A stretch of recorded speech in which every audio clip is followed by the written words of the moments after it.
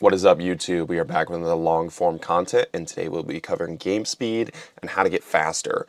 And I think this subject is so important to cover because our field has probably done more harm to this singular aspect of performance than any other thing we have done in our field.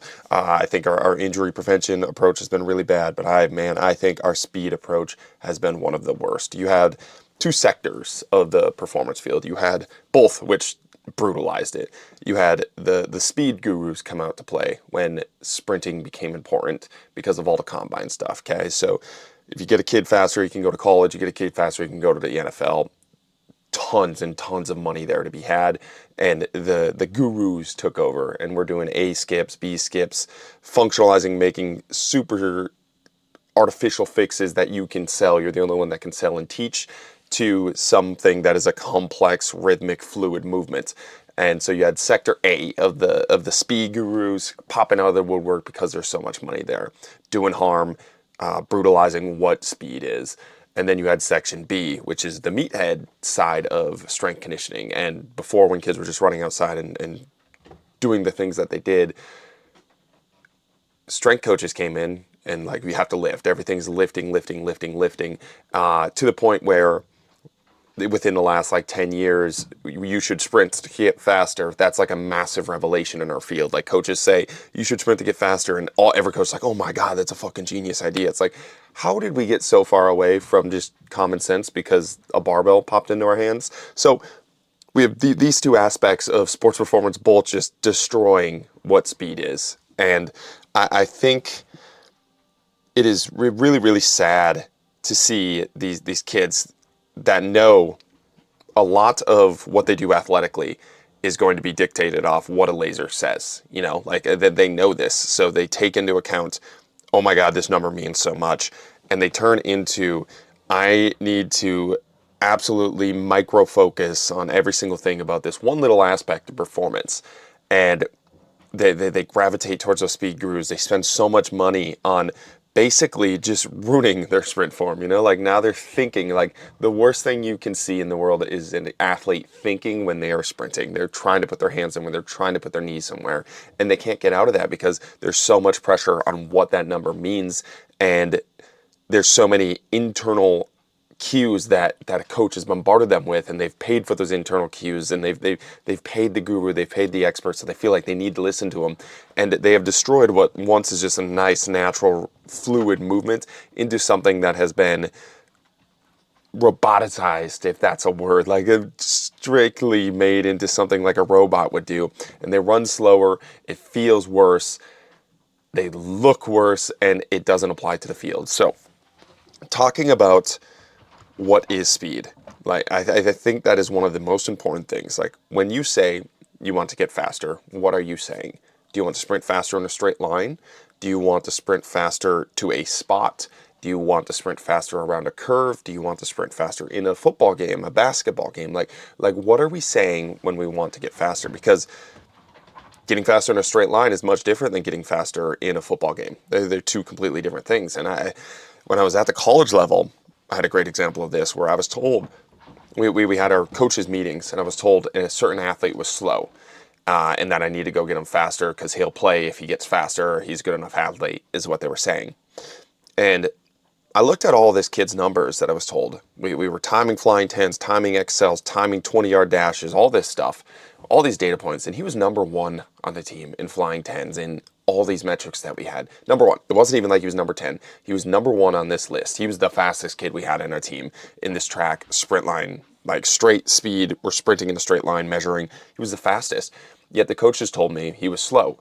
And what would happen there most of the time without those metrics is a coach would say that, and then the strength coach is like, all right, we're just going to go sprint him, and we're going to go work on more speed training, when that's not his limiting factor, obviously. But that does not change the objective fact that he's looking slow on the field. The coaches are not wrong there. He's looking slow on the field. He is slow, in quotations, okay? He's just not straight line speed slow. That's not his limiting factor. And this is why it's important to break down what speed is. Because I go and talk to this athlete at lunch, and yeah, I actually talk to the athletes, and I think that's an important part. We should probably talk about that with strength coaches too. Like, you can talk to your athletes, and there's probably a lot of good that happens when you talk to your athletes. But I talked to him, and he's like, dude, I just switch positions. I have no idea where I'm going on the field. I'm trying to learn this playbook. And he had no idea. Like, of course he's running slow. Like, he can't get to the spot because he has no idea what spot he's supposed to get in. So he's just frozen with information in the background, just sitting there backpedaling. And the coaches are like, dude, this guy's slow. He's getting this stuff slow. But it's not his rate limiting factor. And that's where I think it's important to emphasize to these athletes and as a coach, like, what are we looking for with speed, and what are the metrics, and whatever your sport is, I think it's worth breaking that down. Is it curve sprints? Is it sprinting in a zone? Is it sprinting in to a certain spot? Is it sprinting well, mirroring an opponent? What is our speed definition, and how can we train different aspects of that? Because this whole thing is not to say get rid of straight line sprints.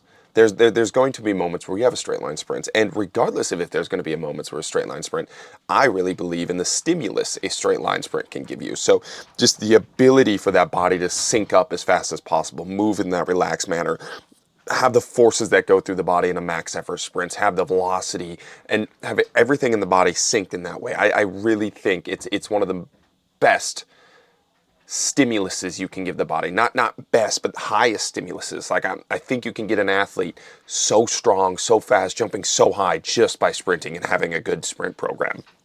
But that does not mean doing that is going to get them faster on the field. And that's where you can have different aspects of sprint training. So we can work the reactive side of sprint training. Like, how do they react to an opponent cutting off them? How do they react to a go call, to a set hut? How do they react to a ball dropping on the ground and having to go chase it?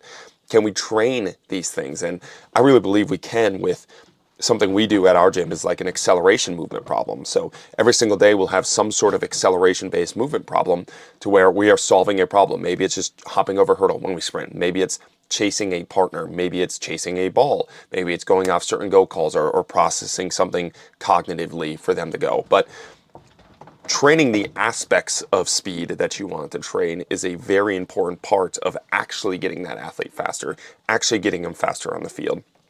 And when you go through that process, one of the really cool things you find is you'll start to see why they are slow on the field. Sometimes it is just a straight line, like they don't have enough juice, and you need to work on their flying tens, and you need to give them that stimulus for a long time and keep them going there. Like, and it's sometimes just straight line juice. They don't have the CNS power. They don't have something there, and we just got to train the juice. We got to give them more gas. We got to build up the motor. Sometimes it's as simple as that. Sometimes they have a really good flying 10 like that athlete, and they don't know their playbook. And then that's more the coach's fault, or you just talk to them about how to go into playbook. But the other cool things that you find is sometimes they're super slow when they're tracking somebody, or when they're tracking a ball, or when they have to react off a go call, or they have to react off a offensive guy moving, or sometimes they're really good in the 1v1s, but it gets to a 2v2, and you have to do a 2v2 track and then go, and they can't do it. They can't handle the space. They can't handle the pressure. But when you're exposing your athletes to all of these acceleration movement-based problems, you're getting those data points. And then we can actually focus in on what are the pieces that we need to work on. Do we need to go read the playbook together? Do we need to go sprint faster? Do we need to go get off the ground because we're not super reflexive in our abilities to react to stuff, or our body doesn't get into certain positions? That's another one. Like, maybe your body just is not able to technically get into a long lunge type position, and that's not going to look super great when you're trying to sprint. So certain aspects, but then actually breaking it down and looking at the aspect that that athlete needs to go work on. And that is so much better than just sprinting the same thing over and over again, because we don't understand that there's other aspects. And that's not even to touch on the technical aspect of this. And this is where it's like, all right, disregard all of the other aspects of speed. I just want to get my athlete faster, just in a straight line faster. And so not only are you throwing everything out, you're looking at the micro pieces of how to get an athlete faster. And it's hands here, knees here. And they bombarded these athletes with this advice, with these cues, with these things to fix them, because we want quick fixes. We want to have the answers.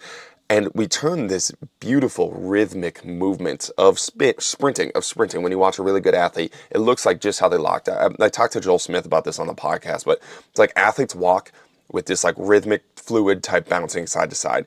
And we look at it and call it swagger, but Joel and I were talking back and forth. We're like, is it the good athletes, like, is it the confidence and that's why they're swagging? Or is it the reason they're a good athlete and they have what we call swagger is because they move in those rhythmic, fluid, bouncy type ways. And it's something that really got me thinking when watching the best athlete sprints that we've had. It's all that rhythmic, fluid, bouncy back. It's never the tight, locked up hands here. It's never that perfect hands here, toe drag there. It's always that bouncy, bouncy, bouncy. Everything's bouncy. So our technical cues are taking them out of the ability to be rhythmic, to be fluid, to be bouncy. We're making them rigid. We're making them tight. And a lot of times what will happen with these technical cues is the good athletes will either ignore them because they know they don't have to listen because they're fast enough. They will take them on and they will perform in spite of them. So they're performing in spite of the technical cues that they have. It's just they are rhythmic and fluid. Then you told them to put their hands there and they actually listen to you and they're putting their hands there, but they were just naturally fast in the first place and they're not getting faster. You're actually probably slowing them down, but they look fast in spite of that movement. But most of all, what happens is the bad athletes that need much more rhythmic type movements, much more fluidity in their movements, much less thinking in their movements. Those are the athletes that swallow up this advice because they know they are not fast and they have to get faster. So they have to focus on these things and they take all this advice in, and the athlete that needs to get more rhythmic and more fluid and care a little bit less in their sprint now is getting tighter and stiffer and more locked up. And every time I see one of those athletes, it's super sad because it's like, as a kid, you were not sprinting like that. Like somebody taught you to do that. And now we have to we have to teach you to not do that. And we have to teach you to relax and just sprint. And one of the best ways to do that is just like have athletes race each other. Like you will see all of it fly out the window when they race each other. Just put them in a bunch of different situations, have them race each other, have them beat each other, and watch the technical things that happen. And they're going to try to solve that movement problem in the fastest way possible, in the way that their body finds the fastest way possible. And never is it the perfect hands here, knees there position that we teach. So like that should be just an X on the map for us to explore of like, all right, when sprinting actually matters, how are they performing it? What's it actually look like? It's nothing like what we teach. Okay, maybe what we teach is wrong. Maybe there's something there that we need to look at. And getting the athletes out of their head over and over again and then showing them numbers. One of the really nice things you can do is have two athletes race through timers. So they're getting their number while they're racing so they don't have to think about the number. I think thinking about the metrics in a flying 10 a lot of times can butcher an athlete. For the first time, maybe it's fun, but once you're weekly measuring the flying 10 and it's the same thing over and over again, they start to expect a number from their flying 10. It becomes less of a feel thing, less of a fluid thing, more a push to go get that number. And I talked about this in a YouTube video and one of the lifting videos, but it's like I know how to get a certain number in a sprint. I can do it every single time, but it doesn't really allow you the ability to play with a different variation, to play with some sort of different tweak, because you're always trying to push for that certain number. Your body's never really discovering. You're just trying to reach. You're trying to stay exactly where you were or like push for a little bit more. But I really believe it takes you out of that exponential growth of exploration in your movement, being fluid in your movement, not stretching to go get a certain number, but actually feeling that movement. How did it feel when you were going? Did you feel bouncy? Did you feel rhythmic? Did you feel fluid? Did you feel fast? Like these are all important aspects of training. And I think when you're having sprint through these lasers timed, or at least just in a different way too. So even like a roll where the number doesn't mean as much because they don't know what the fuck that number means. It's like, what is my PR on a roll to 10-yard sprints? Nobody knows. So you're just literally just trying to beat the person next to you while you're getting the number. And that's one of the cool things that you can do, how fast you can see them run. Now we've had athletes with like a hurdle in between their 10-yard dash be faster than just a straight 10-yard dash. Strictly because it's just like, oh, I got to go and sprint over this rather than trying to think about something in a sprint, or just different cues. It's like the constraint model of the other day we were sprinting with 35 pounds in our hands, sprinting with 35 pounds, then you would shuck the 35 pounds and then you would fly through the sensor. So for the first 5, I think it was actually 7 yards. For 7 yards, you had the 35 pound plate, you would shuck it, and then for the next 14, you had to build into a fly 10. And 2 people PR'd on their fly 10s, on this fly 10 with a 7-yard or less build-in, because usually they get a 21-yard build-in, fly through the sensors. This time they had 7 of those yards with a 35-pound plate shock into it, and just taking them out of their own head and discovering different movement patterns that allow them to run a little bit faster. Maybe it's that rotational piece with something in your hands where you're bouncing back and forth that allowed you to get it, or maybe it was just, a lot of times just getting out of your own head and sprinting. But I really believe there's a lot of benefit to allowing an athlete to sprint without thinking. And not only do we not allow them to do that, we take them in the exact opposite direction when we are giving them cues, when we're giving them everything needs to be this way, it needs to look like this. And for me, it's how does it feel? What are our metrics behind it, and comparing those two things, not going all with feel, not going all with metrics, but going together with those two things. And I think that's the real art of science, the real art of coaching, of this felt amazing and it's getting faster. Let's play with what we are finding there. And what you find there is probably what we should explore a little bit more, rather than the A skips, the B skips, and making sprint training super, super boring. So how would that look kind of all combined in a week, in a day, to get faster? I believe athletes can sprint every day you train. And sprint in quotations, again, you're sprinting in an acceleration movement problem, you're sprinting in a game, you're sprinting all the time. And one of the things I think coaches like, I just feel like our common sense around sprinting is pretty low. I don't know how to pinpoint why that is, but it seems pretty low in some of the things that we say. I was talking to a guy on Twitter about you can't sprint every day. And I'm like, they do it every single day in practice. I'm not saying sprint fly 10s every single day, like 100-meter dashes every single day full. But he was saying like they will, and this is a prominent coach that I was talking to, was saying they will absolutely pull a hamstring if they sprint every single day in practice. And I said or every single day in training. And I said that's absolute bullshit, because they sprint every single day in practice, and you don't pull a hamstring every single time you do that. Even if it's a 5-yard sprint on the field, like whatever you're doing, you're sprinting every day when you have practice in the college world. And that was just showing me that like the coach really does not go to practice or look at the field or what's happening on the field, because it'd be so common sense. Not to say it's the best thing to sprint every day or do that. I wasn't even suggesting that world. The whole argument was that you can't without pulling your hamstring. Very fragile mindset in that sense, because it's just not true. But our weird understanding and common sense around sprinting, I believe you can get sprint training done every single day. In our training, we do it. Like Monday is going to be more of an agility, small-sided game, and we're going to get that cognitive piece to our sprints. So maybe it's a 1v1 muddle type battle in a small box. I'll set the box up to 5 to 10 yards, depending on how much volume of sprints we want in there. The athletes are chasing, and you have some sort of agility and acceleration. If I want to get a little bit more higher speeds in those games, I will lengthen the field and narrow them, so the problem can only be solved through a longer sprint.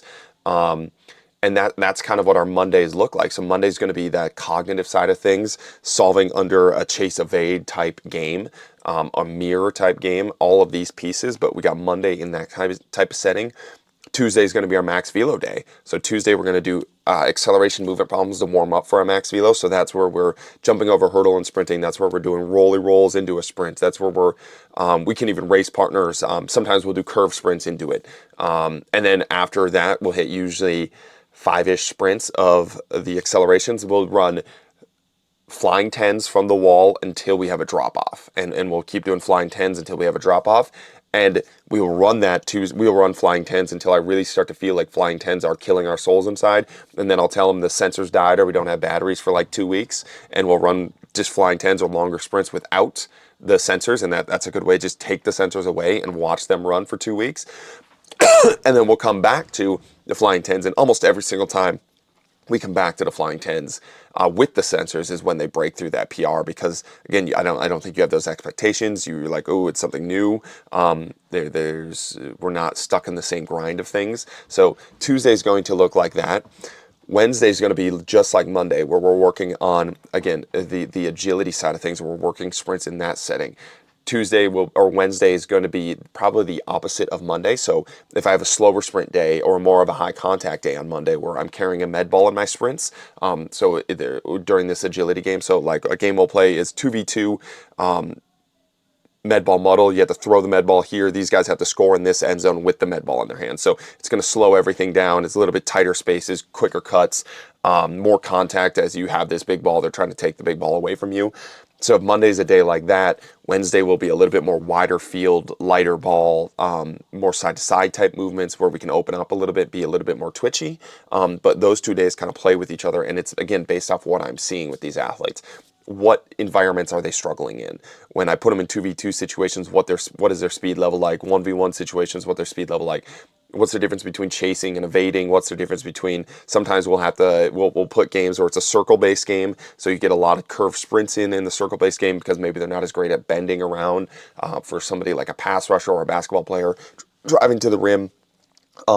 So certain aspects of what do we need to work on is kind of our Wednesday, and then Thursday is going to be a game situation max velo day, and that's really where we open the field up, and we don't talk anything about sprinting on Thursday. It's literally, I just give them a super long field, even like a football length field with less players, to where the solution to the problem, the solution to go score, even if it is something like ultimate, it's going to be a much higher velocity based game because you have space to open up long. It's not as much missing side to side. And if you do make somebody miss side to side, you have a long field to run too. So you are opening up a little bit more, and then you get more context based max velocity there, which I am a big fan of. But that's kind of how we tie all of these things together into what our program looks like. But I think the big thing is not butchering strength training. If you want to get really fast, you have to run fast often for a long period of time.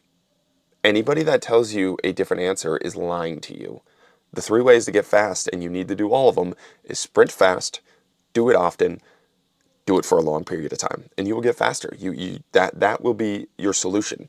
And it's what Olympians do. It's what NFL athletes do. It's how you get faster. And the quicker you can start it, if you're 8-year-old kid, that's the best time to start sprinting. 10-year-old kid, start sprinting. 13-year-old kid, start sprinting. Like, building these things out, that's one of the sins of like this technical model of the world, is like these 8-year-old kids are doing fucking A skips instead of just sprinting and racing each other. Like, we're taking it away from them. We're taking actual speed away from them and having them focus on things that don't matter. So if you want to get faster, pursue it that way. Don't pursue it in the sense of the technical model, the guru model, the speed coach model. I think a lot of that is really butchered, and I don't think a lot of it is based around the science of actually getting people faster, and I think we have butchered that aspect. And if you're doing all these things and you feel fast on the field, like, let's actually, and you have athletes that are doing so too, and you're a coach listening to this, your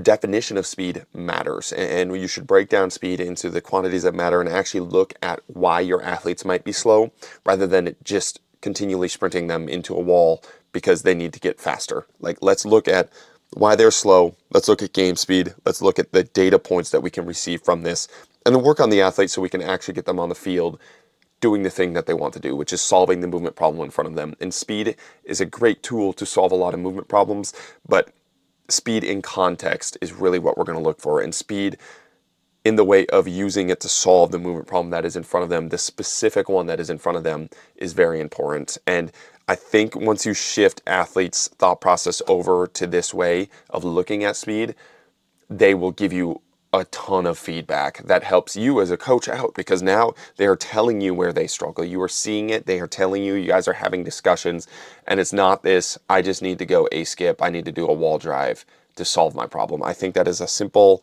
solution to a very complex problem, and I think it's the wrong solution. That doesn't mean that the answer can't be a simple solution, but I think it is the wrong simple solution to the problem of speed. So that's kind of some of my thoughts on speed. You can do a ton of videos on speed. Maybe we break down some acceleration movement problems, how we do some max velo, what some of these measurements actually mean and are. But that's the initial thoughts on game speed. I think we need to allow our athletes to get out of their own heads. I think we need to make sprinting fun again. And I think it's very easy to do. I think athletes want the sprint. I think athletes naturally like the feeling of sprinting. I think humans naturally like the feeling of sprinting. And if your athletes are complaining about sprinting, or you yourself don't like sprinting, I think we need to change our sprinting practice and how we approach it. So hopefully this helps somebody get faster. Hopefully there's a coach out there that takes this and can kind of change around their speed program and make sprinting fun again for these athletes. Thank you guys for watching. Thank you guys for supporting the YouTube channel. You guys have been doing an amazing job of commenting and letting me know your thoughts, so I don't I know like what's good, what you guys want to hear more of, what you guys want to hear less of, what sucks. I know my old mic sucked. Already got that. It's like, thank God you got a new mic. So all these things are super helpful. I appreciate you guys watching. I appreciate you guys supporting the channel. And yeah, we'll be back next week. Let's do it.